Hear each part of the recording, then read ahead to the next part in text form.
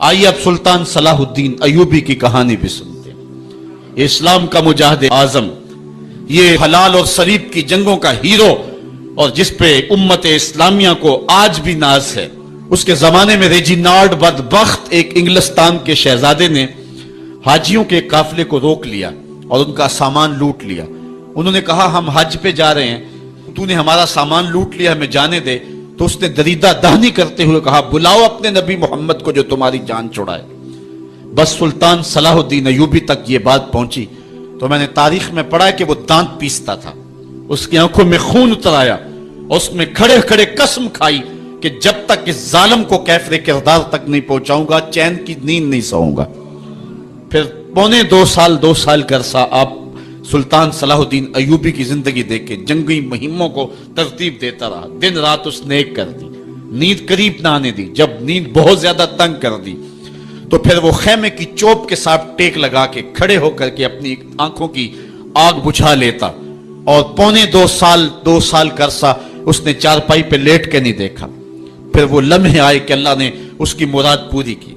انگلستان کے شہزادے لائن میں کھڑے تھے، اس نے شاہ گاما کو اپنی کرسی دی اور ساتھ کہا ہم جس کو کرسی دیتے اسے امان دیتے ہیں۔ پھر اس نے اس کے جو نائٹس تھے ان کو آب خورے دیے، ان میں پانی دیا، کہا جس کو ہم پانی دیتے ہیں اس کو امان دیتے ہیں۔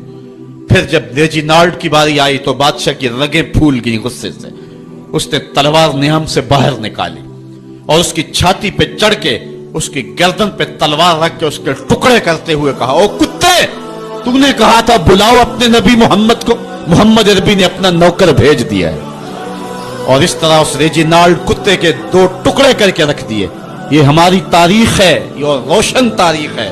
ہمارے اسلاف، ہمارے بزرگ اس دور کے شہنشاہ، اس دور کے بادشاہ اتنی جرأت اور اتنی عظیمت رکھا کرتے تھے، اور آج ہماری کمزوریاں نے دشمنوں کو دلیر کر دی ہے۔